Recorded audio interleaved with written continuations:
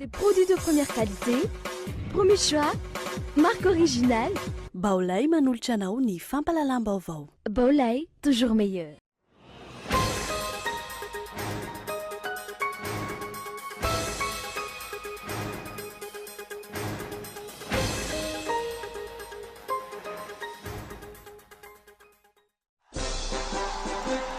Mitsanganary malagasy miara-dia amin'ny MMF malagasy mivondrona ho an'ny fanorenana ifotony.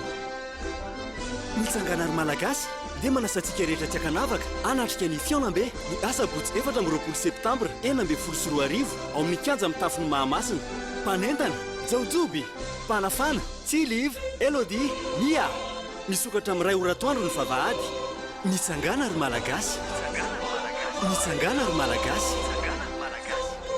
Ho azadino aza ny Fiaonambe ny asabotsy 4 septambra ao amin'ny kianja amin'ny tafon'ny Mahamasina. Misokatra amin'ny 2 oratoandro ny vavahady. Mitsangana ary malagasy. Mitsangana anangana Madagasikara matanjaka.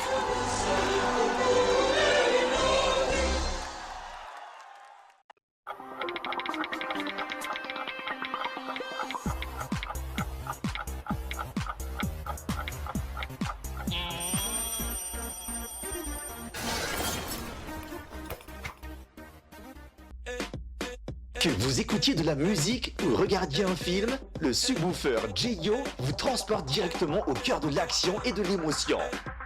Le subwoofer J-Yo, doté des options FM radio, équaliseur, lecteur USB, carte SD MMC, commande à distance. J-Yo, représentant exclusif, Baolay. Baolay, toujours meilleur.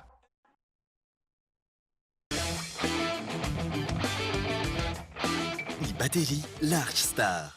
Batterie tsy mila entretien. Misy alliage plomb calcium ahafahana mametra ny fampiasana rano ho vitsy. Large Star manana fitehirizana sy rafi-pamokarana avo lenta ka kely foana ny herilany ary maharitra hatramin'ny avo 10 eny ny batterie Large Star. Kalitao iraisam-pireneny amin'ny vidiny tena mirary. Large Star.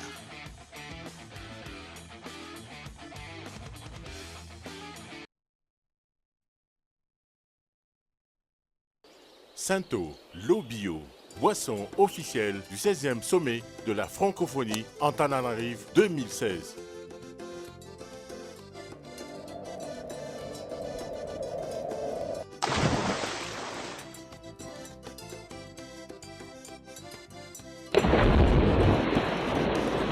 Sainto, Loarano face à la maco. Buvez de l'eau, buvez bio, buvez Sainto.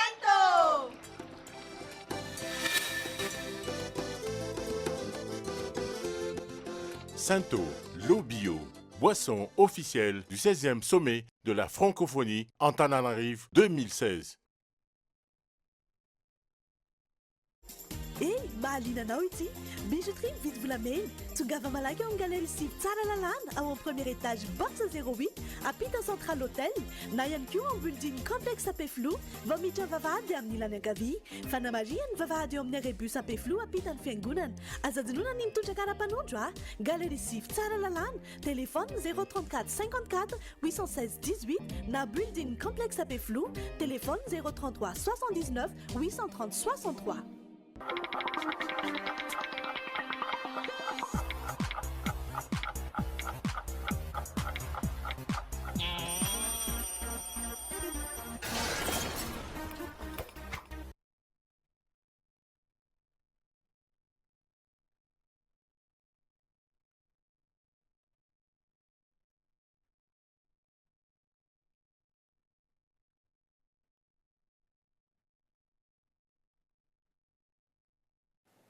Finaritra tompoko lasy tompoko vavy manasanao ary anaraka ny vaovaon'ny Cool TV hatramin'ny farany. Atsidika aminao ety ampiandohana fa manambahiny isika anio alina fa mialohan'izay dia mitony tsindrazolena ataon'ny mpitondra ankehitriny manoloana ny eo amin'ny vondrona mapara. Ny ainga indray omaly ariva ny fikasana isambotrankiriny ny filolefitra ity vondrona ity teny ambodivona teny amin'ny viva fanadadiny izo rakotondrina. Fakanan-keriny no isokajin'ny ao ny vondrona maparany zavanseho omaly ariva raha ny fampitafa tamin'ny mpanao gazety io maraina io izy ireo. Nitoetrany ny herisetra ny atsodzay sy ny raha matahora ataony eo amin'ny fitondrana manoloana ny fitakiana ataon'ny mponina amin'ny famerenana amin'izy ireo ny tanindrazany raha nambaran'ny biro politika mampaharandroany. Mitaraina miaro ny harem-pirenena, miaro ny fananana ny menjanary an'ity Madagasikara ity, zay ny zavatra nitranga tany Somamanina omaly. Fa inona no setriny? Ny setriny ireo vahoaka tantsaha mitondra sainam-pirenena, mitondra banderole, mitondra tanapolo, tsy manana fitaovam-piadiana na antsy aza tsy netana, fa ny setriny basy bomba lacrymogène. Dia ny mpitarika an'ireo vahoaka ireo ny lohandohany amin'izany vahoaka tantsaha hiaro ny tanindrazana zany ny Samboro. Ary hatramin'izao amin'ny teny zao dia mbola mitoya ny fanaovana atsodzay ny raha matahora ny perquisition sy ny sisa zay miaro zay miombona amin'izany hevitra zany hoe alao an'ny malagasy ny harem-pirenena malagasy dia enjehina amin'izao fotoana izao.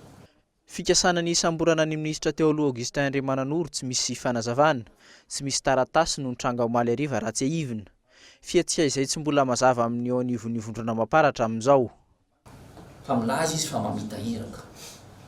Tonga teto rehefa vita ny akarako teo amin'ny Aina Manjery, nanazava ny raha Somamanina dia nanatona ireo olona anankiroa izay mitafy fanamiana tsotra. Dia nanao hoe ny rano izay resaka aminao Andriamatoa Ministra.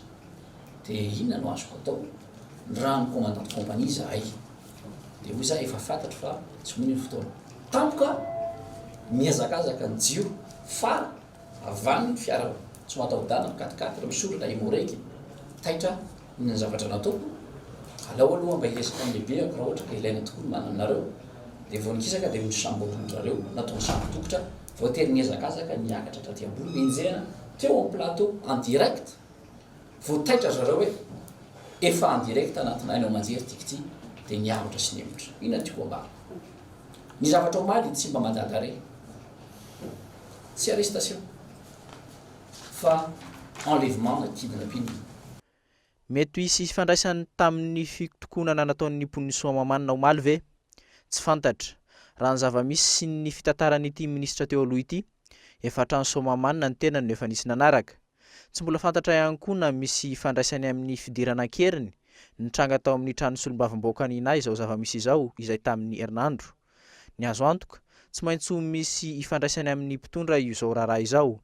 Vao maraina mantsy dia efa tonga teny amin'ny trano fonenan'ny Augustin Andriamananoro teny Ambodiafontsy ny mpitandro ny filaminana ny savany tranony. Fisavana izay tsy misy taratasy mazava ihany koa hatreto. Tsy nisy na inona hitan'ireo mpisava nefa tamin'izany araka ny fanazavan'ireo izay tao an-trano. Natrehiny mpisolo vavan'ny ministra teo aloha ihany koa izany fisavana izany. Zavatra rehetrarehetra tato zany hatramin'ny farak'izay kely indrindra dia nosavana daholo.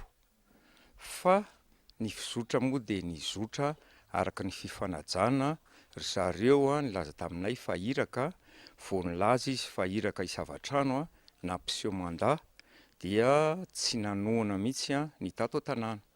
Dia izay ny fizotran'ilay izy tsy nisy zavatra netiny, tsy nisy zavatra nampahitany hoe zao na izao. Lamina ny fizotran'ny fisavana, tsisy ninona hita tato ary dia isorana mpitandro filaminana fa lamina tokoa ny fizotran'izany fisavana zany teto amin'ity toerana ity. Afatra fotsiny angamba no apetraka Andriamatoa Ministra ao anatin'izao zavatra izao hoe tsy eloka ny fitiavan-tanindrazana. Zay no afatra napetrany nampitondrany anay hiteny an'izay zavatra izay. Hatreto mbola andrasana ny toy ny ity raharaha ity. Andrasana ny fanazavana maro samihafa avy amin'ny tompona ndraiky mpanjakana momba iny tranga iny sy ireo tranga maromaro tatoato toy ny tranga fakana-keriny lehibe ny faritra Matsiatra Ambony teo aloha. Tranga izay miteraka ahiahy eo amin'ny vahoaka sy mpanao politika ary ny mpitondra ka mampihena hatrany ny fifampitokisana misy. Fanoherana ny fitrandrahan'ny Sonono Antony dinan'ny vahoakan'ny Somamanina teny Andalambe omaly fantatra taorian'izay fa nosamborina ireo mpitarika ity hetsika ity ary nahiditra amponja vonjimaiky fanadadiny Iona Saina. Ny hariva teo no nampiakarana fitsarana teny Anosy ny mpitarika ny fitakiana, ny fampitsarana ny fitrandrahana ataon'ny Sonoa Somamanina. taorian'izay no nivoaka ny fanapa-kevitra ny ametrahana ny Robson Pierre sy Tsihoarana eny amin'ny fonjana Tanimora. Tsy fantatra mazava eto ny antony hitazomana azy ireo eny am-ponja, manome fanampanazavana ny mpisolo vava azy ireo. Ny zavatra tao moa zany dia tsy afaka miteny ninina fa mbola tenu par le secret professionnel satria mbola misy procédure rahana ary misy fanadidina mbola tsy azo tenenina zany fa dia hatreo ihany angamba ny azoko lazaina za zay nisolo vava ho anazy mirahalahy teo zany dia zay ny azoko ambara fa tsy manana mipotrana amin'izay fa mbola ito zany ny fanadidina mikasika an'izy mirahalahy reo zay. MD ve zao zareo? MD izy amin'izao fotoana izao. Zay. Zay any angamba ny azoko ambara fa dia amin'ny manaraka ataontsika misimisy kokoa. Tsy azo fantarina ve zany hoe ina marina no tena natonga azy hoe eo mbola misy fiampangana moa zany karazany efatra dia ho tansaiko ihany rehefa atsoatso fa androany aloha zany mbola hatreo ihany ny azoko lazaina. Mbola ataon'le Tsansomamana zany ka tenu par le secret professionnel mbola misy procédure rahana dia izay no mahatonga ako mbola tsy afaka miteny. Ino angamba fa amin'ny herinandro ambony eo izy zany fa raha fantarina amin'ny herinandro avy iny dia ataony mety isy ny fanadidina. Ahina iamafy ny hetsiky ny mponina ho Somamanina amin'izao fanagadrana ny mpitarika azy ireo izao. Mponina Somamanina izay miaro ny tanindrazany. Raha tsy ahivina, efa nilaza ireo mponina ny antoerana fa tsy hanaiky hatramin'ny farany ny fitrandrahana ataony sinoany antoerana.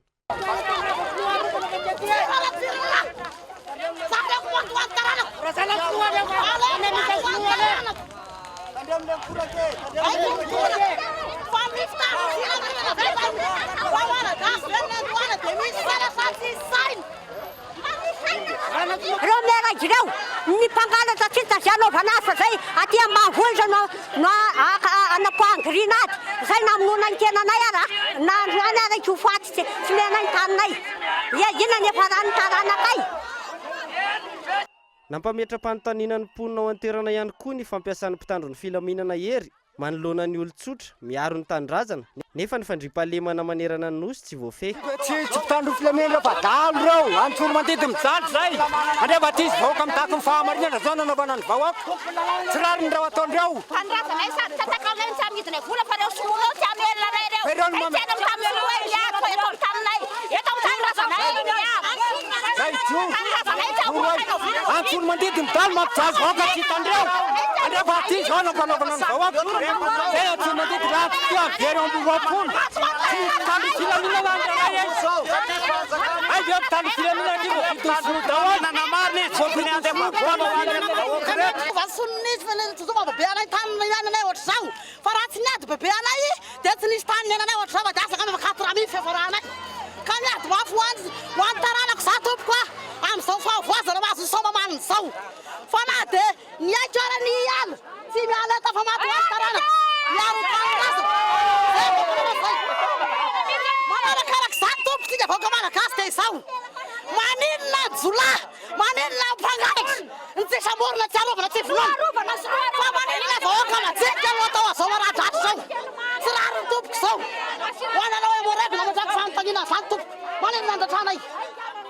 Ahina iamafy ny hetsika ataon'ny mponina Somamanina manoloana ny fitazomana amponjavonjo maika ireo mpitarika roa ireo. Fiarovana ny tanindrazana manoloana ny fitrandrahana izay tsy eken'ny mponina fanagadrana sy bomba mandatsa-dranomasy no setriny izany. Nilaza fa vonona amin'ny fifampiresana ny filoham-pirenena tamin'ny fandalovany tao miarina rivo farany teo saingy hatreto tsy misy izany. Iroso any amin'ny dinika nasionaly ny mpikambana ao anivon'ny MMF na ny malagasy mivondrona ho an'ny fanorenana ifotony amin'ny herinandro avy izao efa vonona amin'ny lafiny rehetra ny bizaky fanadadiny ny mioramanitra. Efa vonona amin'ny lafiny rehetra ny mpikambana ao anatin'ny MMF sy ny DFP ny amin'ny dinika nasionaly izay ho tanterana ny 7 sy 20 ny volana septambra ho avy izao. Ankoatra ny fanatanterana ny dinika nasionaly amin'ny herinandro ambony izao, anisan'ny anatevin-daharana ny hetsika izay karakarainy mitsangana ary malagasy ihany koa ny mpikambana ao anatin'ny MMF sy ny DFP. Fanomanana ny dinika nasionaly atao amin'ny herinandro avy izao ny hetsika iarahana amin'ny mitsangana ary malagasy rampitso ohatra amin'ny kianja amin'ny tafo ny Mahamasina. Izany io 24 io dia fiomanana fanomanana préparation psychologique le dinika atao fa sanatria akoriny tsy fanomanana korotana fanomanana débordement zay zany dihitrikitrenay foana. Misy tsy afenina fa misy olona mikasa maniry hoe anao débordement amin'ny sabotsy io fa zay dia manitrika eto manitrikitrika eto amin'ny anarany MMF indrindra amin'ny anarany DFP fa zahay a dia tsy mieritreritra hidina an-dalambe nanao débordement amin'ny zavatra rapitso fa dinika aloha feverinandro hoe dinika aloha atao a dia mba ho hitahita daholo mifototra ny olana sy fototra ny vahaolana zay vao misy action hafa indray matao ka io zany aminay dia karazana fampahafantarana ny vahoaka eto Antananarivo fampahafantarana mikambana rehetra atao anatin'ny MMF hoe inona moa no votoaton'le dinika ary ahoana ny programman'le dinika. Nomelohin'izy ireo ny tranga herisetra nisy eo tany fianaran-tsota amin'ity herinandro ity. Herisetra natao tamin'ny lehibe ny faritra teo aloha noho ny fanomanana izao dinika nasionaly izao. Tsy nisy ny fanakorontanana nonokasaina atao saingy niara-ny herisetra ny mpikambana. Efa nandalo fotoan-tsarotra ny fitondrana amin'izao ka lasa manao zavatra tsy ampiheverana araka ny fanazavana. Io zany andian'olona zany a izay nitarihin'ny Andriamatoa Penita. Zay zany no nitarika anazy dia nandrava ny fivoriana dia nikasy tanana olo ary nisy olo niditra hopitaly inona ny mety tena ho dikany mety tena ho dikany dia hoe rehefa mandalo fotoa sarotra ny régime anankiray salan'izay misy amin'izao fotoana zao a hoe ny fitondrana HVM tena mahasapa fa leo azy ny vahoaka zay a dia mandrofisia zany. Miamseho tsikelikely hatrany ny fampiasana hery ataon'ny mpitondra amin'ireo antoko-panohitra amin'izao fotoana izao. Tsy misy ny fitadiavana vahaolana maharitra ka ny vahoaka hatrany no mizaka ny vokany. Mila fanovana ifotony firenena araka ny fanehoan-kevitry ny mpikambana ao anatin'ny antoko marina androany. Ilaina ny fifampitoniana sy ny fifanantonana mba isiany ny fiovana marina. Fanadadiny miora manitra. Mahatsapa fa mila fanovana raripaka ny firenena. Mahatra olo marina isika. Mahatra olo-pirenena sy mpanao politika ary mpitondra manam-panasy fahendrenana sy ny mpiarabelona. Tsy misy afaka anova raha tsy miova ary sarotra ny manarina raha tsy aon'olo marina. Tafiditra anaty toe-draharaha sarotra ny firenena amin'izao fotoana izao. Fanovana goavana no takiana amin'izany araka ny fanehoan-kevitry ny antoko marina. Na ny olona na ny rafitra na ny toe-tsaina samy mila fanovana lalina avokoa. Vonona ny andray anjara amin'ny dinika rehetra misy eto amin'ny firenena ny mpikambana ao anatin'ity antoko ity araka ny fanazavana. Izay le fanambarana nataonay zany rehefa dinika rehetra ahafahany mitondra hevitra ary ny raha azo atao raha dia tena hoe niako lafin'ny malagasy rehetra mihitsy fa dia raha misy ny manomboka dia tokony atevenina mba hanana endrika tena hoe le olo-pirenena malagasy mihitsy no mitsangana fa tsy hoe vondron'olona fotsiny fa tena le olo-pirenena ary zay no takitsika satria everiko fa fotoanan'izao mitaky fanovana avokoa ny akamaroan'ny antoko politika amin'izao fotoana izao. Fiovana izay miainga hatrany amin'ny dinika sy ny fifanakaloza-kevitra hatrany. Mihetsika nataon'ny mitsanganary malagasy ihany araka ny fantatra no nanaitra ny rehetra. Ny fanovana ny rafitra efa misy amin'izao fotoana izao no vahaolana ho an'ny firenena hoy ny mpikambana ao anatin'ny vovonana ny tolona ho an'ny fanorenana ifotona ny TFI. Fanadadina avajany ary. Nanomboka tamin'ity andro anty ny fivoriana hitadiavana vahaolana ho an'ny firenena. Vahaolana mifantoka tanteraka amin'ny fanovana ny rafitra misy eto Madagasikara. Na ny lafiny ara-toe-karena na ny lafiny ara-tsosialy samy mila fanavaozana avokoa. Efa mihasarotra ny toe-draharaha eto Madagasikara. Miamitombo ny fahasarana ny vahoaka madinika. Miamahazo vahana eto amintsika ny vahiny amin'ny lafiny zavatra maro. Io no antony hitadiavana fanovana rafitra. Fanovana ny fanorenana ifotony zany hoe ny fanovana ny système misy eto amintsika no tokony ovana. Dia ny système économique et financier surtout fa betsaka ny point zay tokony ovana anaovana le fanorenana ifotony. Ny vahoaka malagasy rehetra no tompony ty tolona zay atao ty. Ny rehetrarehetra mihitsy parti olona rehetrarehetra olon-tsotra fa tsy azo ekena raha zao no mitohy dia mety ho voaroaka eto Madagasikara tsika. Fanovana ireo lalana misy eto Madagasikara ny fomba entina manova ny firenena. Efa lany andro ny akamaroany lalana misy ampiarina eto Madagasikara ka mahatonga ny fikatsoan'ny fiainana amin'ny ankapobeny. Misy afa-tsy ny texte dia be ny texte zany eto Madagasikara mbola tany amin'ny andron'ny fanjanahantany ovahana ny texte tsy misy avatsy tara texte ny afana manova na io toe-tsaina ny alatra sisy io ny fahalovana io a texte fotsiny io a apetraka isaka ministera ny fitsarana mametaka texte mazava ministera ny fiarovana ny ministera isanambaratongany a dia mandeha ara-dalà tsy miandry fotoana fokory a fanatanterana an'io raha mipetraka ny lalàna mazava. Any vahoaka ny fahefanaka tokony hiverina aminy izany. Hatreto anefa ny vahoaka hatrany no iarany tsirary ny ataon'ny mpitondra. Tsy afaka hisitraka ny tombontsoa tokony ho azy ny vahoaka raha mbola izarafitra izao no ampiasaina eto Madagasikara. Mitady fifampiresahana ara-politika ny mpitondra ankehitriny raha nambaran'ny Praiministra androany ary efa mitarika izany hono izy ireo. Tsy mifanaraka amin'ny zava-misy anefa ny tenen'ny vavy fanadadiny izorako tondrina. Ilaina ny fifampiresahana indrindra eo amin'ny resaka ara-politika raha nambaran'ny Praiministra androany raha nanontaniany momba ireo korotana maro misy eto amin'ny firenena sy ireo karazana fitakiana maro ataon'ny vondrona toko sy vondrom-pikambanana maro samihafa efa mambolana maro izao. Valoboraingina ihany anefa no navalin'ny Praiministra manoloana izany. Dia ataoko hoe fifandresen-dahatra tena izy na dia ataoko hoe dialogue politique. Tsisy mihitsy zany ary izay no mampalahelo. Tsika rehefa miresaka matetika eny an-dalambe ary indraindray aza roritina zavatra fa izy fa tsy le zavatra tena takina ny antony takina azy no tenenina ary zay foana ary mipaka amin'le hoe fanesorana ny fitondrana sy ny sisa. Jereo ohatra aka ohatra fotsiny a zavatra niseho tany Frantsa tamin'iny lalàna sosial lo sosial tany Frantsa. Naharitra volana maro mihitsy a no fifanakaloza-kevitra adi-hevitra ary tena nafotaka ny adi-hevitra tany Frantsa mahakasika n'iny loa iny. Fa fifandresen-dahatra no atao ampahafantarina ny vahoaka rehefa avy eo a rehefa hita ny fitondrana fa misy azo raisina dia eny fa na dia avy amin'ny mpanohitra aza dia anjaran'ny fitondrana mandrenizay satria zay le hoe tanindrazana firenena iaraha-manina. Raha izay fanazavana izay ny eo anivon'ny fitondram-panjakana mihitsy ve izany no manao be marenina sy tsy miaino raha tsy ahivina ny zava-misy efa hatramin'ny taona 2024 ka hatramin'ny androany. Efa maro ireo fitadiavana fifampiresahana maro samihafa teto amin'ny firenena. Nisy ny dinika ho an'ny fampihavana-pirenena izay natao teny Ivato tamin'ny taona 2024 aizany toyiny. Nisy ny fitorinana fanonganana ny filoha nataon'ny solombavam-bahoaka tamin'ny taona 2024. Namoaka fanapahana ny fitsarana avy momba lalam-pandrenana fa tokony hisy ny fifampiresahana eo amin'ny pacte de responsabilité aizany toyiny. Efa amambolana maro izao ny nipoitra etseroa ny hetsika mitaky fanovana eto amin'ny firenena izay mitady fifampiresahana ihany koa aizany valiny.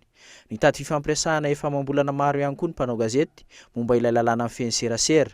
Nosesehana ny olanina ihany anefa izany. Izany ve no azo ambara fa mitarika fifampiresahana ny mpitondra, herisetra, raha-matahora sy atsojay isak'izay mihetsika no ataon'ny mpitondra sy ampiasain'ny mpitandro filaminana rehefa misy maneho hevitra. Izany ve no fifampiresahana ho azy ireo. Araky nefa nambara teny am-piandohana dia manambahiny sampana fampalalam-baovao amin'ity alina ity. Tsy zany fa Andriamatoa Arnevra Samuel sy Andriamatoa Ratolo Janahary Maharavo samy ao anatin'ny hetsika. Ao anatin'ny hetsika MMF ary ao anatin'ny hetsika ny DFP ihany koa izy raha mianaka ireto. Miarabanareo tombasoa eto amin'ny sampana fampalalam-baovao. Fantaniana apetrako aminareo dia hoe ahoana moa io fionana rapitso io? Ny rapitso zany dia araka ny fanarahana dia ny MMF ny karakara ny hetsika rehetra manontolo na midinika fanavotam-pirenena na io atao rapitso. Fa saingy ny mandrindra mikasika ny resaka rampitso dia ny mitsangana malagasy ary ny dinika fanavotam-pirenena dia ny DFP. Ny atao rapitso dia tsy misy afa-tsy ny hoe ahoana ny anaovana fionana iarana ny mpikambana sy ny mpakasitraka rehetra eto Antananarivo sy ny avany faritany zasindra mandalo eto Antananarivo. Fanazavan-kevitra, fifandresen-dahatra ary avy hatrany dia fanehoan-kevitra irosona makany amin'ny zany resaka hoe dinika ho fanavotam-pirenena zany ny dikan'io. Zay a ny fionana rapitso. Ohatrina ihany koa tsika teo misy resabe amin'ny resaka hoe korotana. Ahoana mety misy korotana ve amin'ny rapitso io izay mihitsy ve ny tena tanjona raha le resaka mandeha? Misy resaka hely fa ny mety hidina an-dalambe ny mpikatroka MMF. Tianay mariana eto a isariana ny sika pakasitraka ny MMF ary nanareo mpitondra fanjakana tsy misy an'izany aho tsy mbola nieritreritra an'izany aho tsao ahely fanimbana ny tolona ataona MMF ary zay indrindra ny mampananay hoe tony fanjakana ndray no manelitsao fa zay tao anatin'ny MMF fa tsy mbola nivory tsy mbola nanapaka mihitsy hoe izy fidinina andalambe fa mercenaire pikaramanady ary ny manazy ay fa misy andehan'olona ao anatin'ny fanjakana no mivoy an'izany hevitra zany fa tsy manana programme ny fidinina andalambe zany mihitsy zahay. Fa inona marina moa zany tena io tanjony io hetsika rapitso? Ny hetsika rapitso araka ny nambarako teo dia ny hoe fifanazavan-kevitra, fifandraisan-dahatra, fifanatolany samy mpikambana sy mpikatroka ary mpakasitraka rehetra manontolo. Iraisana ina sy iarahana manainga feo sy ny namany fa ilaina mifampifeo, ilaina ny fampitaiza. Zany mba azoana manamafy ny tolona izay manohitra ny endrim-pitantanam-panjakana amin'izao fotoanandro zao ary azahoan'ny olona manany ampi-po sy fihetsem-po hieritreritra sy ny hoe irosoana zany dinika ho fanavotam-pirenena izany. Ny resaka dinika zay ihany nareo hoe horaikitra ihany ve dinika fanavotam-pirenena? Zay indrindra no nisy natongavana eto hilazana amin'olona fa mampiahiahinay ny fihetsika ny fanjakana amin'izao fotoana zao. Ohatra ny zavatra miseho tany Fianaratsoa, namanay mivory manomana ny fiakarana ty hamonjy ny dinika, daroana, sekestrena, kidnappena amin'ny andro atoandro. Ny zavatra namanay any Somamanina anatin'ny comité de pilotage DFP mihitsy hatramin'izao tsy hainonay vaovao fa nalainy gendarme hono. Ny zavatra miseho alina tany amin'ny téléviva reny. Tô manahy zahay fa tô misy manœuvre ty andravana ny le dinika izay tianay atao am'le 28 sy 29 septembre ho avy zao.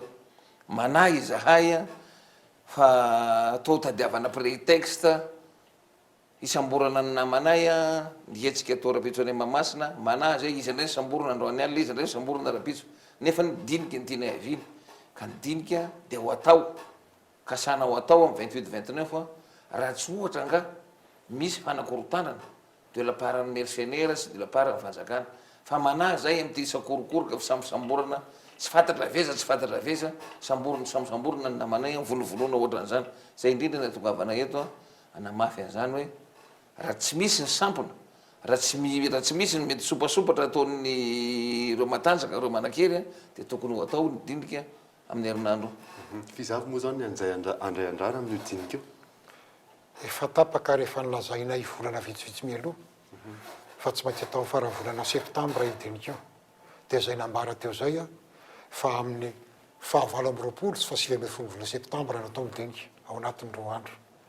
Ho antsoina amin'ny avokoa ny karaza-kery rehetra manontolo misy eto amin'ny firenena ary vosolo tena ao avokoa ireo karazana hery rehetra manontolo na ara-politika na ara-tsosialy ny fiarahamon'ny pirenena ny solon-tena-pinoana sy ny namany eto Madagasikara eny fa na ny fitondram-panjakana azy dia andefasana fanasana manomboka rapitso mba handray anjara anatin'io raharaha io. Ny antony dia tsotra tsy hitovy amin'ny dinika taloha io.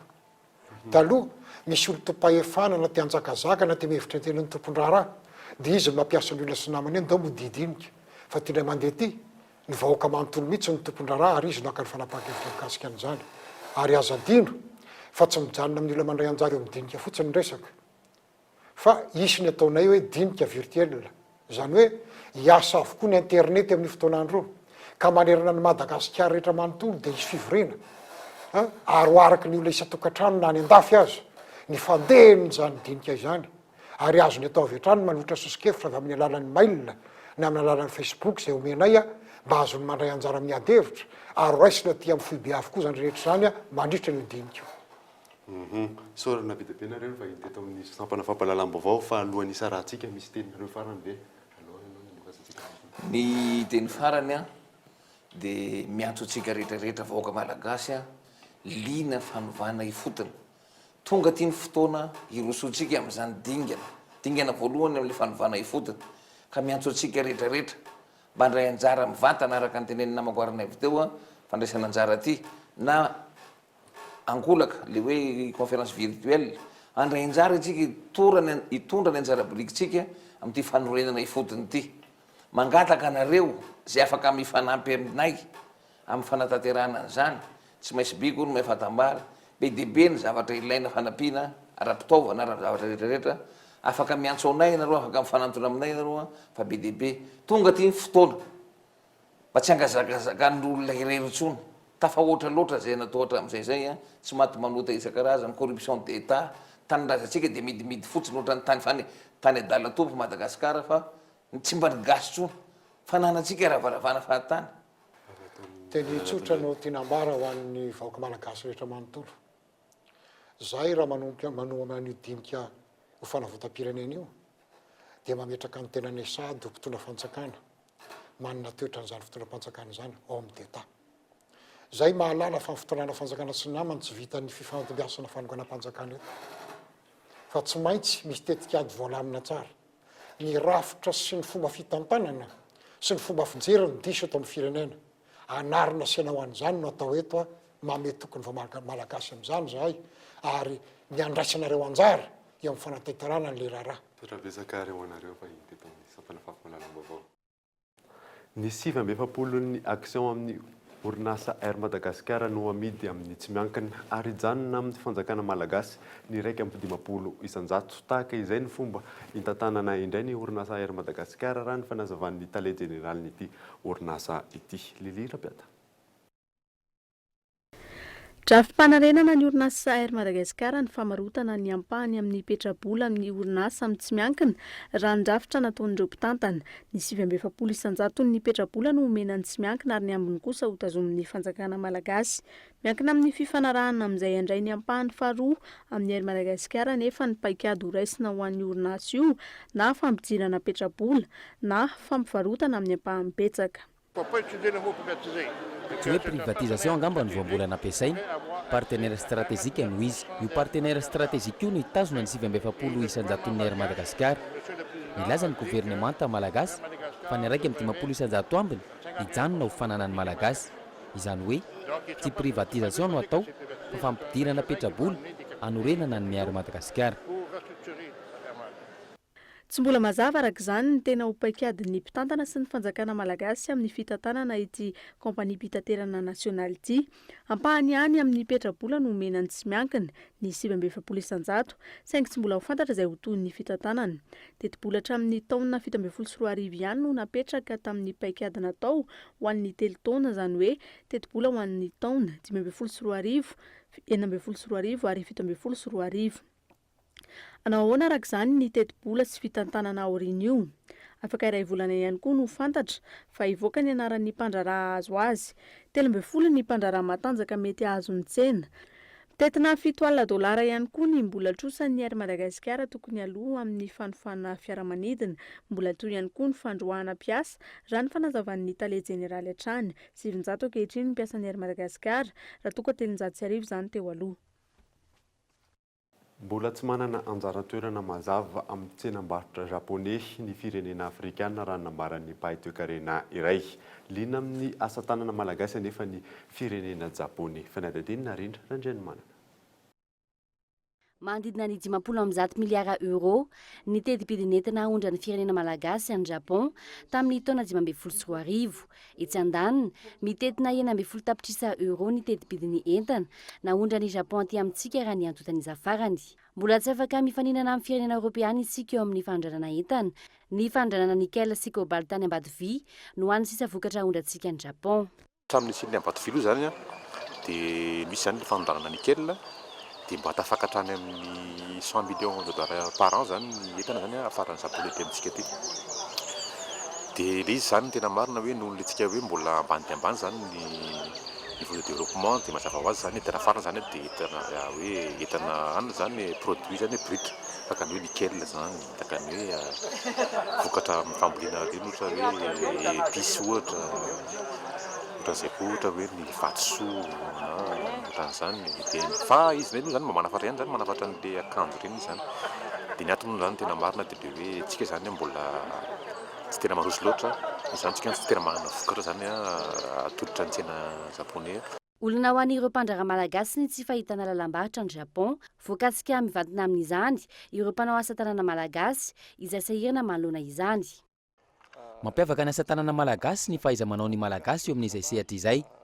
Mino afa voarainy japonais tsara izany vokatra malagasy izany eo amin'ny tsenam-barotra any an-toerana. Saingy indrisy fa tsy misy sidina mivantana Madagasikara Japon. Naomban'ny lamody zany naomban'ny haingon-trano dia tena tiany zareo mihitsy indrindra fa le avy amin'ny rafia avy amin'ny sizal resaka naturel dodo zany tiany zareo bois ohatra zany. C'est un partenaire, c'est un partenaire à zona miara-miasa zany hoe exporter any zay natony tena andahanana Japon hitady partenaire sur place zay tena tiany produit Madagascar dia aveo koa jerevanao koa hoe natongavan'ny touriste Madagascar zany rehefa tonga touriste mety mivarotra produit locaux amin'izay. Efa vonina ny délégation malagasy amin'ny fampirantiana goavana izay ataon'ny orinasa malagasy maromaro any Japon amin'ny volana oktobra ho avy izao. Madagasikara misokatra ho any Japon izay no loha hevitra lehibe hoentiny sehatra tsy miankina amin'ny fampisehoana sy fampirantiana. Ahitana mpandray anjara izay hitondra avo ny vokatra malagasy toy ny ara-tsakafo, ny asa tanana sy ny maro hafa araky ny fanazavan'ireo tompon'andraikitra. Izy zany dia mba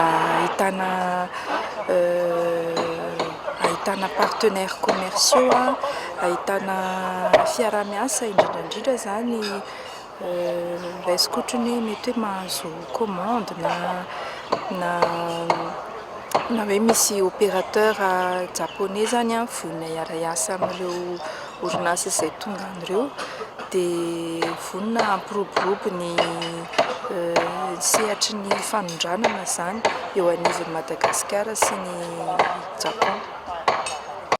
Ankoatra ny varotra isy ny fionana mivantana eo amin'ny mpandraraha na ny rencontre B2B izay fanakalozan'ireo mpandraraha japonais sy malagasy, tombony eo amin'ny fizahantany, ny fahatongavan'ireo mpizahantany eto amintsika raha manodidina ny 12 tapitrisa ireo teratany japonais miala-tsasatra isan-taona. Efa tombony lehibe ho an'i Madagasikara ny fahazonana iray isan-jato amin'izany azy raha ny fanazavan'ny mpahay-toekarena hatrany. Tsy nanana programa pampandrosoana ave ny filoham-pirenena hatramin'ny natongavany teo amin'ny fitondrana. Izao izy vao miazakazaka amin'ny fitadiavam-bola amatsiana ny PND. Fanadadiny Zora Kotondrina. Amin'ny voalohan'ny volana Desambra 2022 izao no tanterahina any Paris ao amin'ny ivitoeran'ny UNESCO ny fionana sy fivorian'ireo mpamatsy vola sy mpampiasa vola ho an'ny Madagasikara araka ny nambaran'ny Prime Ministre androany. Fisintonana ireo mpamatsy vola ampiasan'ny vola eto Madagasikara no anton'izao raha nambarany. Vola manodidina ny 10 miliara dolara no ilain'ny Madagasikara amin'izany mba entina manatanteraka ny PND izay ambara ho programa nasan'ny fitondrana ankehitriny. Ny 3.4 miliara dolara amin'io no ilaina tadiavina avy amin'ny mpamatsy vola amin'ny conférence de bailleurs amin'ny Desambra ho avy izao io raha nambarany. Rehefa mifantana andreo zavatra reo tsy hoe ny fantenana fe ny fantenana fotsiny tsy maintsy nijerena hoe inona ny tena ilain'ny firenena ao anatin'ireo fotodrafitrasa zay lazaina fa hoe structurant reo na fotodrafitrasa mahatra reo ny mikasika ny angovo, mikasika ny fambolena, ny mikasika ny transport mazava loatra ao anatiny koa zany mikasika ny fanabeazana, mikasika ny fahasalamana sy ny sisa mba ilazana amintsika fa tsy natao zavatra petatokolo izy fa nezahana ho zavatra tena mitombina, zavatra tena ilain'ny firenena tokoa, tena ilain'ny vahoaka ireo fotodrafitrasa zay angatahana famatsim-bola zany amin'ny alalany io fiaonam-be na conférence des bailleurs et des investisseurs io zany. Ny zava-misy efa ho 3 taona latsaka izao no nitondran'ny filoha Rajaonary Mampianina. Izao anefa ny fitondrana vao miazakazaka mitady famatsim-bola entina hiasa. Midika ave izany fa tsy nanana programa pampandrosonina ny filoha hatramin'izay. Olana mipetraka hatramin'izao anefa amin'izay famatsim-bola avy any ivelan'izay ny fipetra izay napetraka ireo mpamatsy vola. Tsy mazava ny valiteny nomen'ny Prime Ministre raha nanontaniana momba ny fahatotosany fipetra ireo. Isan'izany ny Haute Cour de Justice. Ahoana tsy mety hitezaka vato misakana ve mampitadiavana lalam-bola reny olona reny réforme reny. Efa nanomboka atsika. Fa nanomboka atsika be da be ke ary zay ngamba ny zavatra tokony voizina foana zany amin'izao fotoana zao ary hiasaina ianareo namana mpanao gazety voy izay fanavoazana efa natao zany. Be da be ny zavatra natao rehefa hijerena amin'ny resaka doing business zany satria somary sahirakirana atsika amin'izay lafin'izay dia naka fanapahan-kevitra ny fitondram-panjakana. Ohatra hoe fanavoazana eto afaka manamarina an'izany ny gouverneur ny banque centrale. Naka fanapahan-kevitra atsika naka lalàna fanavoazana ny secteur bancaire. Zavatra goavana zany. Misy fanavoazana maro natao mikasika ny jirama raha ohatra. Aiza nefa izay Haute Cour de Justice tafatsangana amin'izao fotoana izao. Amin'ny lahatsoratra sy ny lalàna ihany no efa voatondro izany resaka saisie izany. Tsy hita nefa izay fitsanganana izany mazavatra eto. Etsy ankilan'izay Famatsim-bola maharitra kosa no ilaina raha nambarany avy amin'ny Banque mondiale. Hatreto famatsim-bola amonjena ny tampoka foana no efa misy anefa ireo asa ilaina famatsim-bola amin'ny fotoana lava raha nambarany ramatoa Coralie Gevers, solitena maharitry ny Banque mondiale eto amintsika. Isan'izany ohatra ny famonjena ireo sahirana noho ny resaka kere any atsimo. Mais ça veut dire qu'il y a aussi des besoins dans ce pays. On ne peut pas tout faire dans l'urgence. Il faut aussi réfléchir à des mesures. Miaina daholo ny zavatra rehetra mila asa maharitra isika. Isan'izany ohatra ny any atsimo izay lara-pamehana foana. Mila famatsim-bola maharitra isika 5 na 10 taona ohatra. Antenaina izy drafitra asa matotra avy amin'ireo ministera maro isan-karazany amin'ny fianamben'ny mpamatsy vola io. Ohatra ny resaka fampianarana, fahasalamana, ny resaka tsy fanjarian-tsakafo sy ny maro hafa. Pour le développement rural, pour l'agriculture, et c'est ça qu'on veut vraiment soutenir. Androany no nivory teny amin'ny primature teny Mahazorivo ireo mpamatsy vola sy mpanohana ara-teknika mba ho fanomanana izay fiaonamben'ny mpamatsy vola any Paris izay. Isan'izany ny teo anivon'ny Banque mondiale, ny BAD, ny PNUD, ny ministera ny vola sy ny teti-bola, ny CSI ary ny Banque foiben'ny Madagasikara niaraka tamin'ny primature. Iverina hitokona indray ireo mpandrarahany fonja raha toa ka tsy mivaly ao anatin'ny 2 herinandro ny fitakiana nampanantenain'ny ministeran'ny fitsarana azy ireo. Fanadadiny Mikaël Ramarola.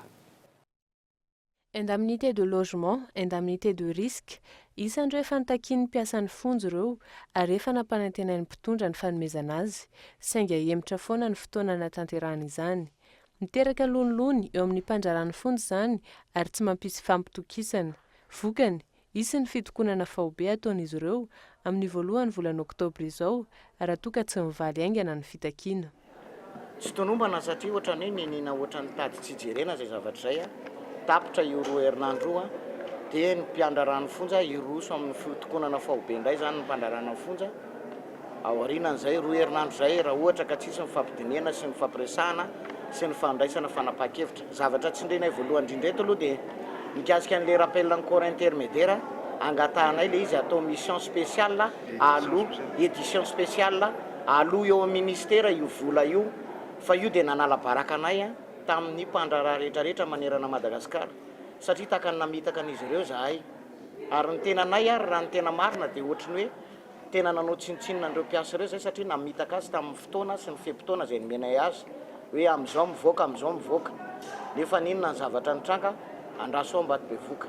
Nisy ny fifanarahana teo amin'izy ireo sy ny minisitra tamin'ny fanaovana didim-panjakana saingy tsy mbola misy ny fampiarana izany ary tsy misy ihany koa ny fanaovana sonia. Takina amin'ny fitondram-panjakana ny anaovana sonia ilay décret mirakitra ny indemnité zay nitakinay tamin'ny fitakina farany teo amin'ny nampitsarana ilay fitokonana. Dia takinay manaraka an'izay koa le makasika ny rappel ny corps intermédiaire ny fanarahana tamin'ny fitondram-panjakana fa 2 volana aorinany nivoany lay famerenana milaony ny karaman'ny agent pénitentiaire zay tsy dia nahafa-po loatra dia ho régularisena ilay rappel. Taitra ny be sy ny maro na eno fa hoe amin'ny décembre indray ony vao avoaka ilay rappel nefa zavatra efa tamin'ny 2014 io zavatra io ka dia takinay zay amin'izay zavatra zay dia ankoatr'izay tsy mihetsika ary tsy miasa ihany koa ireo fiara izay natolotry ny fitondrana andreo mpandrarany fonja izay miisa 4. Araka ny fantatra indray nandeha iandro ireo fiara ireo niala teny Ambohitsiroatra nakany Tanimora. Taorian'izay tsy mbola nampiasain'ireo fiara ireo satria feno simba. Mipetra-potsiny eo anoloan'ny fonjana Tanimora araka izany ireo fiara ireo nefa nanaovana serasera makotrokotroka amin'ny fanolorana azy. Fiara simba ve izany no nomeny mpitondra ny mpandrarany fonja. Tranga izay mampalahelo no mahamenatra ary mampianatra ny fahatokisan'ny mpiasa-panjakana sy ny vahoaka ny mpitondra ankehitriny. Tsy ekena ny vinavina ametrahana vahiny intantana ny orinasa JIRAMA hoy ny bureau national ny syndicat ny mpiasa eto Madagasikara na ny SEM manao antsoavy ihany koa moa izy ireo. Gaëtan Andriatsilava. Mikorosofana ny orinasa JIRAMA ankehitriny. Maro ireo fanontaniana endrasam-baliny avy amin'ireo tompon'andraikitra sy ny mpitondra fanjakana na avy amin'ny mpanjifa izany na avy amin'ireo mpiasa eo anivon'ny orinasa. Nanao fanambarana nairana ny mpitondra ny bureau national ny syndicat ny mpiasa ny JIRAMA eto Madagasikara. Ekena hoe izy ireo ny fanarenana ny orinasa amin'ny fanampiana ataon'ny mpamatsy vola, toerana kosa ny fikitihana ny rafitra misy, ny vinavina ametrahana vahiny eo amin'ny fitantanana. Vonona izahay hitondra sy androso tolo-kevitra ary andinika andatabatra boribory ho an'ny fanatsarana ny orinasa amin'ny lafiny rehetra ialana amin'ireo centrale termika sy hitondrana ireo sosikevitra fohy ezaka na ny lavitra ezaka fahenina angatanay hatrany ny mangarahara makasika ireo fournisseur d'énergie sy ny valiny audity makasika izany apetraka io fitakina ireto teboka manaraka ireto fafito ny fandoavana latsakemoko ankinapsa izay nisy fahatapahana nandritry ny volana maromaro ary ny tsy iveren'izany fahatapahana izany itsony ny fahavalo ny amoahana ny contrat de concession mahakasika ny rano mba ho fanajana ny sata majirama ny jirama dia jiro sy rano malagasy nanamafy hatrany izy ireo fa iombonany mpiasan'ny jirama amanarivony maro manerana ny nosy io fanambarana io ny finiavana many olana ny triampy tahaka ny olana rehetra mampikatso ny raharam-pirenena da ao anatin'izay rotaona sy tapany nitondrany filoha izay tsy mbola nisy valiny hatreto ny audit ka saina atao ampisy ny mangarahara amin'ny fitantanana raha mahakasika ny audit misy tompon'andraikitra mivantana zany mahakasika an'ireny ary matoa zay nanindreny io teboka io dia ametraka taratasy mihitsy zany zay amin'ireny tompon'andraikitra ireny inona ny antony inona ny sakana tsy mbola nahavitana azy hatramin'izao fotoana zao mba hivoahany le mangarahara sy ny mazava rehetrarehetra mahakasika an'ireny fournisseur d'énergie rehetrarehetra ireny sarom-piaro amin'ny fahasalaman'ny orinasa ireo mpiasa sarom-piaro amin'ny asany izay ameloman'ny tenany sy ny vady aman-janany izay hatrany no antony mampiakapeo azy ireo amin'ny tokony hanarenana io orinasa-panjakana io tahaka ireo mpiara-miombonantoka amin'ny firenena malagasy izay tsy mitsahatra ny mangataka izany fanarenana izany nataon'izy ireo isan'ny fepetra aozona famatsim-bola mihitsy ny fanarenana ny jirama saingy hatreto tsy misy mangirana ny momba izany fanarenana izany tsy misy fanavaozana ny fitantanana tsy misy ny mangarahara indrindra amin'ny fanomezana tolobidy izay efa nampimenomenona ny mpamatsy vola eo ampelantanan'ny mpitondra ny famahana ny olana miandry ny finiavana avy amin'izy ireo ny fanarenana io orinasa-panjakana io mitanky ny fampiarana ny lalàna miainga amin'ny efa misy sy ny fanavaozana izany eo anivon'ny fiarahamonim-pirenena misehatra amin'ny fiarovana ny tontolo iainana na ny coalition nationale de plaidoyer environnemental fa ny adadiny fezo rafaly amafisiny eo anivon'ny fiarahamonim-pirenena ny mahagaboraraka ny fitantanana ny harem-pirenena amin'izao fotoana izao tsy voafehin'ny fitondrana ny fitrandrahana sy fanondranana antsokosoko ny harem-pirenena eto amintsika raha tsy laza fa tsy ny fitrandrahana volamena sy ny fanondranana antsokosoko ny sokatra tsy afaka manatanteraka ny asany amin'ny atsakany sy andavany ireo tompony andraikitra miaro ny tontolo iainana sy ny fahatrarovana ny fotony tsy misy voasazy ireo mpanjika lalàna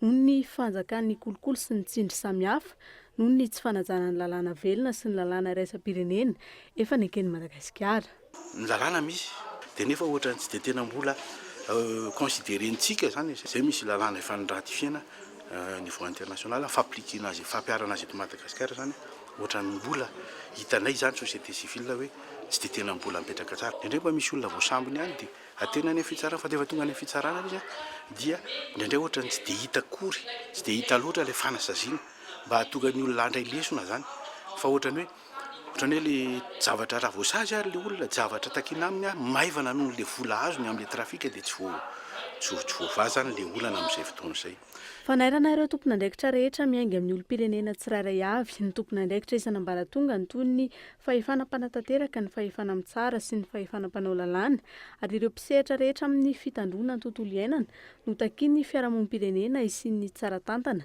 amin'ireo harem-pirenena voajanahary eto Madagasikara sy hamaizana ireo mpandika lalàna foana rehefa tonga any anivon'ny tribonaly tsy ampy mipirofo tsy ampy izy amin'ny vavolombelona tsisy olona any ambanivolony tena isahijoroana vavolombelona eo sy ny ohatr'izany rehefa aveo iny afaka ozy hoe afaka no misalasalana le tena zay zany le tena ataonay izay asa zay hoe tsy tiatsony zany hoe zany rehefa azontsika maro-pototra rika nefana rehefa aveo zay nefany anisan'ny tafiditra anatin'ny atao hoe fampiarana lalàna zay hoe afaka no fisalasalana fa ny tena ataonay dia hoe famaizana mpandika lalàna raha ny resaka hoe fisamboran'olona zay mandika lalàna ohatra tianambarana ohatra hoe fanaovana fitrandrahana renan-kibony-tany na vato izany na volamena anatin'ireny faritra rovany ireny tsy afaka manao ininy misambotra olona izy tsy manana fahefananao an'izay fa tsy maintsy misy ny fiaraha-miasa zany zay tokony erahany na avy amin'ireo solotena ny tontolo iainana zany zay efa misy na ny solotenany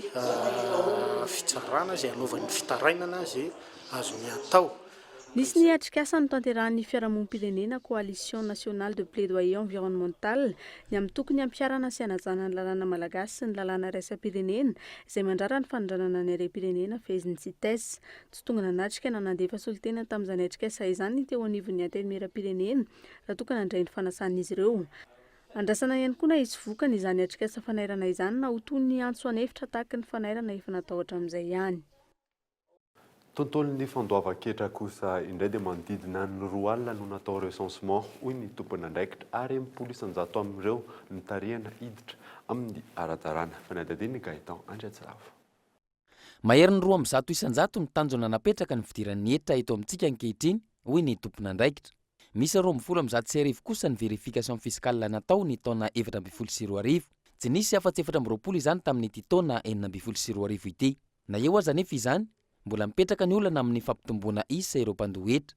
Efa nisy ny recensement natao ahafahana mampiditra azy ireo amin'ny ara-dalàna raha ny fanazavana azo. Zay mihitsy moa zany anisan'le fametrahana le fampitokisana satria le hoe ny eo ihany no mandoa zay mihitsy ny elana tamin'ity dia misy recensement natao efa misy any amin'ny 2 alina 20 000 any zany ny recensement vita. Dia amin'ireo zany no ahitana an'le hoe misy ny eo amin'ny 90 isan-jato n'ireo 2 alina ireo zany dia tarihina miditra amin'ny sehatry ny ara-dalàna satria tena tsy azo lazaina hoe tsy mahafantatra an'izay lafiny hetra mihitsy zany zareo hatramin'izay. Manana zao ny olona tsirairay avy hangataka fanalefahana ny hetra raha toa ka tsy mitombona ny kajy amin'ny hetra na miopampana ny vola tsy maintsy aloha. Misy ny lalàna mifehy ny dégrèvement izany hoe ny fanalefahana na fanavoana-ketra hoy ny tompona andraikitra. Dia lalàna zany mametraka an'izay hoe azo atao ny manalefaka ny hetra zany arak'izay le tsy fahafahan'le olona miaina araka ny tokony ho izy izay rehetra izy ka mandohetra. Misy indray ny resaka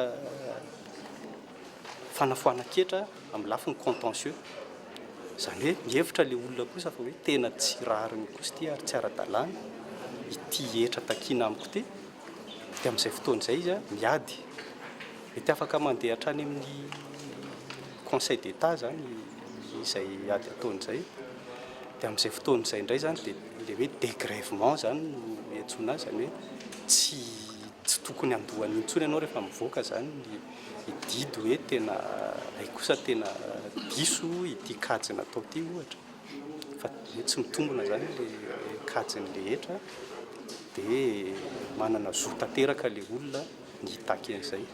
Isan'ny fampidiram-bola ho an'ny fanjakana ny hetra izay tokony hivadika ho fotodrafitrasa ho an'ny faritra rehetra sy ho an'ny vahoaka malagasy.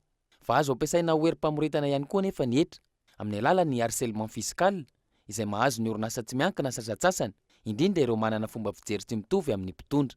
Raha tsy hivina, nisy ny fionana faharoa ny arahana tamin'ireo tompona andraikitry ny hetra sy ny mpandaharaha hikarakarana ny lalàna mifehy ny teti-bola ny taona 2024. Amin'ny ankapobeny, ny sécurité juridique no taken'ireo mpandaharaha ialana amin'ilay antsoina hoe concurrence déloyale na fifaninanana tsy ara-dalàna.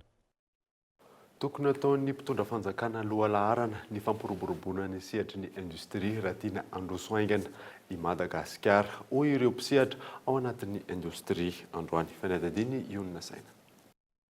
Tsy nitsahatra ny totongana ny industrie malagasy nanomboka ny taona 1970 hoy ireo mpisehatra eo amin'ity tontolo ity. Antony maro no nahatonga izany ary hita taratra amin'ny fidinan'ny arkarena fahobe. Raha $770 zany ny taona 1970 nidina ho $700 ny taona 2024. Olana niteraka izany ny fiverimberenan'ny krizy teto amin'ny firenena na tia hampivelatra ny industrie aza. Olana iray ihany koa ny tsy fahampiany ny angovo raha ny fanazavana.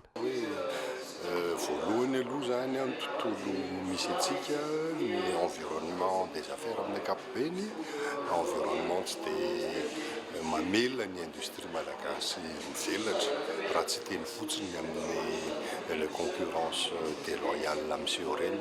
Izay ny voalohany. Faharoa ihany koa ny zavatra ilainy zareo toy ny angovo ohatra dia na ny vidiny ny sandany na ny atsarany dia manahirana. Dia akoatran'izay moa zany hoe ny fitadiavana vola ampiasaina zany hoe accès amina financement no tena nisan'ny zavatra manerana anareo. Na manana hevitra toy ninona ranao, na manana zavatra kasaina atao ohatrin'inona ranao rehefa tsy misy vola ampiasaina. Ianao tsy afaka fotsiny hoe mampiasa ny vola ny dada na dadabe na neny to, fa tsy maintsy mila reny vola dia mitadin'izay manahirana. Zay zany le izy raha fitinina amin'ny teny tsotsotra. Ny aiky ny mpanolotsain'ny filoham-pirenena fa sehatra tsy azo ialana ny fanarenana aingana ny herinaratra fa mahana ny olana herinaratra izay efa fampanantena ny filohan'ny repoblika tamin'ny fampelezan-kevitra. Eo ampametrana ny centrale hydraulique 12 zao ary azo ampiasaina tsy ho ela raha ny nambaran'ny mpanolotsain'ny filoham-pirenena. Raha tsy misy angovo, tsy misy industrie, ny resaka angovo lahara-pamehana ary stratégique. Ho an'izay mbola tsy mahalala, misy ny fametrahana centrale hydraulique miisa 12. Mila faharetana satria manodidina ny 2 hatramin'ny 3 taona miankina amin'ny haben'ny centrale. Ça prend entre 3, 2, 5, 7 ans suivant la taille de la centrale. Fitaka sy fampanantenana pokaty araka izany fa mahana ny olana délestage ao anatin'ny volana vitsy. Ary mazava ankehitriny fa tsy mbola atoato ny famahana ny olana herinaratra eto Madagasikara. Roa taona sy tapany izay tsy nahitany mpitondra vahaolana ity sehatry ny angovo ity. Angovo izay antony iray mampihemotra ireo mpampiasa vola tsy hiditra eto amintsika. Ny fanomezana tosika ny sehatry ny industria nefa ny vahaolana amin'ny tsy fananana asy eto amintsika. Ain'ny filoham-pirenena avokoa izany rehetra izany, saingy tsy misy ny finiavana mahany olana. Tsy voatery andro ny fanamboarana centrale hydraulique ny fanampiana ny tahan'ny herinaratra. Fa hanalohan'ny olana misy eo amin'ny orinasam-panjakana JIRAMA ary miditra amin'ny fampiasana ny angovo azo avoazana izay tsy mila fotoana lava sy maharitra ny fanatanterahana izany.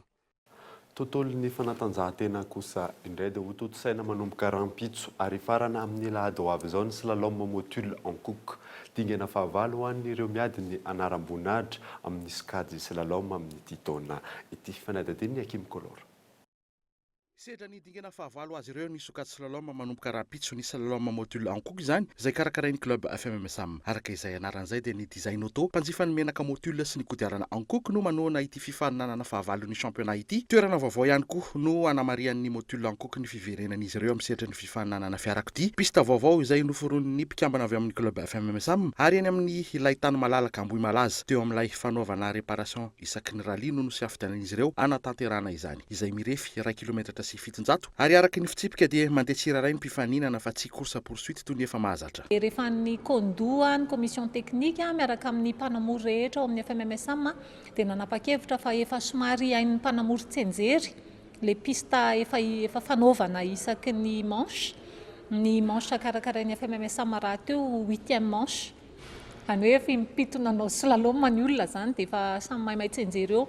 Dia hoe andao arantsika hitady pista vaovao mihitsy na hoe anamboatra pista vaovao mihitsy dia Ambohimalaza ny lany. Toy ny fitsipika amin'ny feno slalom sasany teo aloha ihany dia isy ny piqué apetraky ny mpikarakara ary isy ihany koa ny pénalisation ho an'ireo izay manjera izany. Raha lela vola no tambony sy fanomezana nomen'ny mpikarakara tamin'ny slalom farany teo dia tsy ambakan'izay ity dingana manaraka ity satria dia misy ihany koa ny fanomezana izay omen'ny motule sy ny ankook ireo izay mpandresy amin'ity dingana fahavalo ity. Ny voalohany zany ny zavatra nomeny ho an'ny premier amin'ny classement général zany dia train na pneu no omeny na pneu na 4x4 zany na SUV zay ho alain'ilay ankizy. Zay alain'ny tsy hoe ankizy moa zany zay ho alain'ilay nandresy dia ho an'ny larana faharoa amin'ny classement général any dia kodiarana anankiroa na SUV na 4x4 ihany koa dia ho an'ny fahatelo omeny batterie zay batterie ho alainy io da hoe batterie ho ampiasainy zany dia ny voalohany rehetrarehetra amin'ilay classe moa le filazantsika izy iny dia ireo indray dia pakina vidange zany no atotry ny orinasa anazy izay voalohany isaky n'ireo classe ireo. Taorian'ilay slalom no karakarain'ny fédération farany teo dia mitarika vonjimaika eo amin'ny lohan'ny championnat ilaza avy amin'ny club Azatana mitondra Peugeot 106 sokajy M10 izay lohan'ny M10 vonjimaika ihany koa amin'ny salavidavitra ary Hugo Louvel avy amin'ny club FMMSAM mitondra Peugeot 306 M11 no eo amin'ny larana faharoa sady voalohany vonjimaika ihany koa eo amin'ny sokajy M11 ary mpanamory M10 Dany avy eo amin'ny club Azatana mitondra Citroën Saxo Colt TV FM no larana fahatelo vonjimaika izay faharoa eo amin'ny M10 afanaraka izany ity manasa-dalana ho an'ireo miady ny anaram-boninahitra isaky ny sokajy avy ity satria dia dingana iray sisa no hamaritra izay salotra ny anaram-boninahitra amin'ity taona ity. Vaovao iraisam-pirenena kosa dia any Gabon mitodiky any amin'ny fitsarana avo mba lalam-panorenana avokoa no masin'ny mpanara-baovao rehetra any an-toerana miandry ny valan'ny fifidianana. Fanadadiana eo amin'ny sariny France 24. Zavatra maro no mety hitranga ny Gabon taorian'ny audience publique no totosaina omaly teo anivo ny fitsarana avo momba ny lalam-panorenana. Fivoriana izay nahafana namoaka ny valany farany sy nahafana ireo mpisolo vava isan'isany ny any Jean Ping sy ny any Ali Bongo ny tondra ny hevitra izy ireo. Nanambara ny folohan'ny HCC fa ho ampahafantarina androany ny daty natanterahana ny délibération mahakasika ity raharaha ity. Raha tsy aivina moa mitsipaka ny filatsahan'ny Ali Bongo any Otogue Jean Ping. Nilaza koa ity farany fa nisy fahatsoana ny valan'ny fifidianana. Manda mafy izany anefa ny mpisolo vavan'ny Ali Bongo rehefa misy ny fifanatrehana. Miantona tanteraka lohatreto ny tanànan'ny Libreville io Marianio manoloana ny fanapa-kevitry ny fitsarana avo momba ny lalam-panorenana. Ho fantatra androany ihany ve fa neken'ny HCC ny filatsahan'ny Ali Bongo sa nolavin'izy ireo ilay fifidianana sa i Jean Ping no lasa filohan'ny Repoblika. Mitaintaina kosa ireo mponina any an-toerana miomana amin'ny fanakatonana ireo toeram-pivarotana lehibe ihany koa ireo tompona andraikitra amin'izany. Manainy mety isian'ny korotana ny mponina. Manomboka manangona sakafo ihany koa izy ireo no nitahotra amin'ny mety ho fisian'ny krizy. Raha tsy aivana tokony ho fantatra androany ny didy farany mahakasika ny fifidianana ny 7 Aogositra teo. Ratsorina andro manatantara ho an'ny Gabon ny androany io. Alohan'ny sarana daverina aminao ireo vaovao nisogadina tamin'ity alina ity nosamborina ireo mpitarika ny hetsika Soamamanina ary nahiditra amponja vonjimaiky. Iverina hitokona indray ny mpandrarany fonja raha toka tsy mivaly araka ny tokony izy ao anatin'ny 2 herinandro ny fitakiny izy ireo. Dia izay mamarana ny fampahalalam-baovaontsika tamin'ity alina ity. Nankasitrany ianao nanaraka izany. Soava miona tompoko.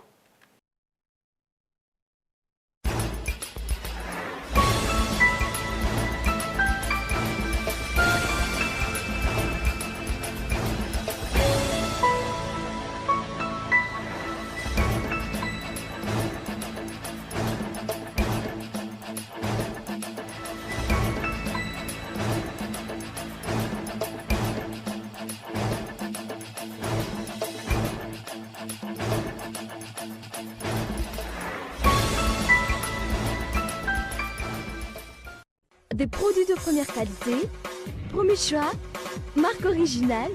Baolay nanolotra anao teo ny fampahalalam-baovao. Baolay, toujours meilleur.